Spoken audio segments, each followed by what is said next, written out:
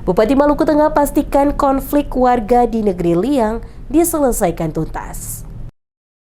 Menyikapi bentrokan antar kelompok warga di Negeri Liang, Kecamatan Salahutu, Kabupaten Maluku Tengah, pada Senin 5 Januari 2026, Bupati Maluku Tengah Zulkarnain Awad Amir memastikan pemerintah daerah berupaya maksimal menyelesaikan persoalan tersebut hingga tuntas. Hal itu disampaikan Zulkarnain usai memimpin apel bersama seluruh aparatur sipil negara atau ASN di lingkungan kantor Bupati Maluku Tengah. Kepada wartawan, ia menegaskan bahwa pemerintah kabupaten akan mengambil langkah-langkah konkret guna mengakhiri konflik yang terjadi di wilayah pemerintahannya. Menurut Bupati, bentrokan di Negeri Liang mendapat perhatian serius dari berbagai pihak, mulai dari Gubernur Maluku, Kapolda Maluku, Pangdam 15 Patimura, hingga dirinya selaku Bupati. Seluruh unsur pimpinan daerah tersebut turun langsung ke lokasi untuk memastikan konflik segera dihentikan. Dikatakan Bupati, pemerintah Kabupaten Maluku Tengah akan melakukan rekonsiliasi dan mempertemukan seluruh pihak untuk duduk bersama menyelesaikan persoalan yang terjadi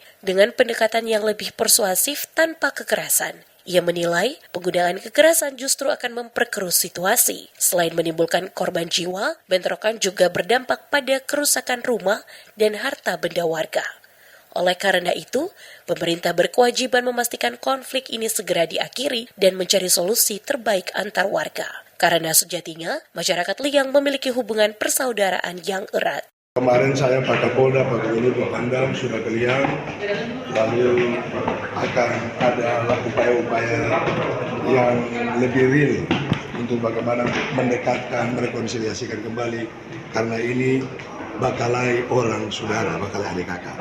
Jadi insya Allah akan lebih mudah dan lebih soft untuk kita damaikan. Dan doakan supaya segera dalam waktu dekat tidak ada lagi hal-hal demikian.